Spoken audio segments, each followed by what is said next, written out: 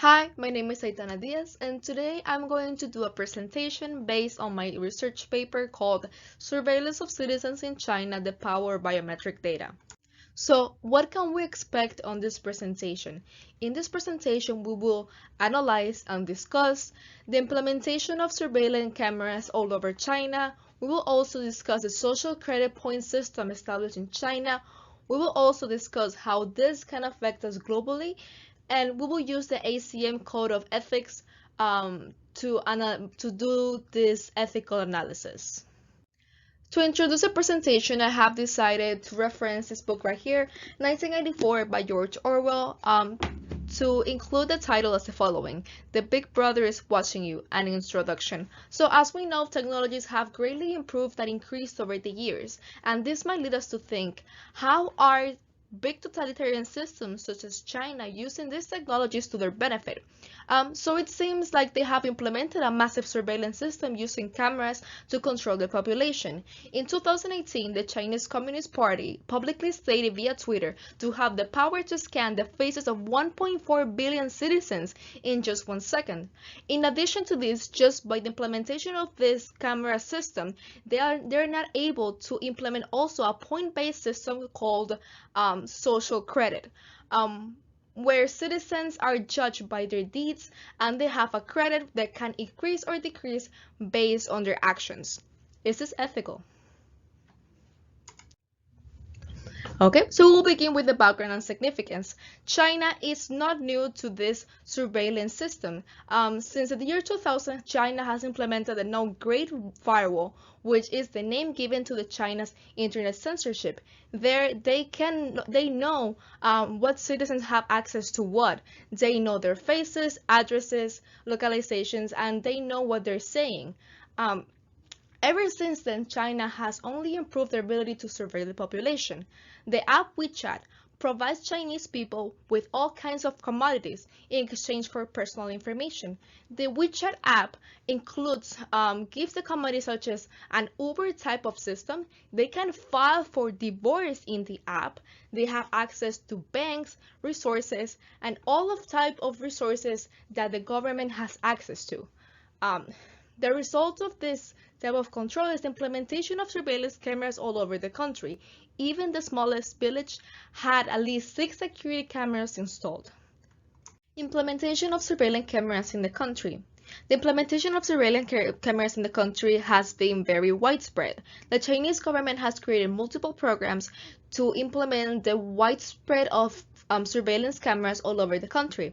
An example of one of these programs is Surveil, which is meant to achieve 100% coverage of public spaces using surveillance cameras. These cameras can be found everywhere, from bathrooms, public spaces, sidewalks, everywhere. The Chinese government knows that they can identify a user by the way they're walking, the clothes they're wearing, their car, everything. All this information is stored in a huge database where the Chinese government can access it with no problem.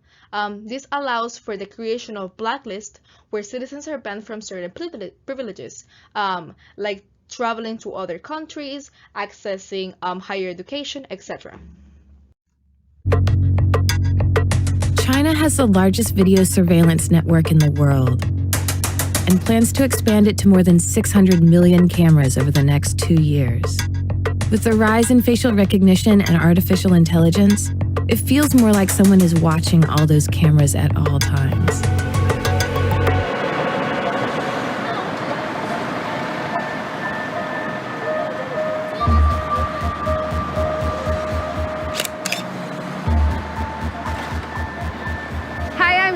I'm in China, and I just got busted for jaywalking with facial recognition technology. Stations like this one are part of a new plan by the Chinese government to publicly shame citizens caught breaking the law.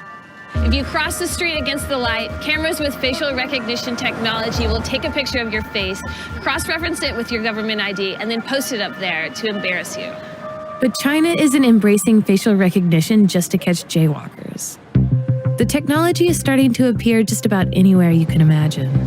It helps make menu recommendations at your local fast food spot. You can also pay for your food with your face. Doesn't matter whether you smile or not, even though it's called smile to pay. Even if you are wearing a wig or have a heavy makeup, it will still recognize you. This is just an example of how security cameras are being implemented all over the country. Okay, and to continue with this, we have the use of the point-based social credit system. The implementation of security cameras all over the country allows for this social credit system. Since they're being watched all the time, all their actions can actually be monitored, and the government can decide if their actions are being good or bad. They have a point system with a total amount of points that can increase or decrease based on their deeds. For example, some people even have security cameras installed on their supermarkets, and depending on what they put on their carts and what they take out of the carts, that point can increase or decrease. For example, if they put alcoholic beverages in their cart, that point can decrease. Or for example, if they purchase fruit, those points can increase, since that means they have a good lifestyle. The number of points they have can greatly affect their lives, since if you have a low score, it can impede you from accessing higher education, traveling to other countries, using transportation, etc. It can even prevent you from getting a good job.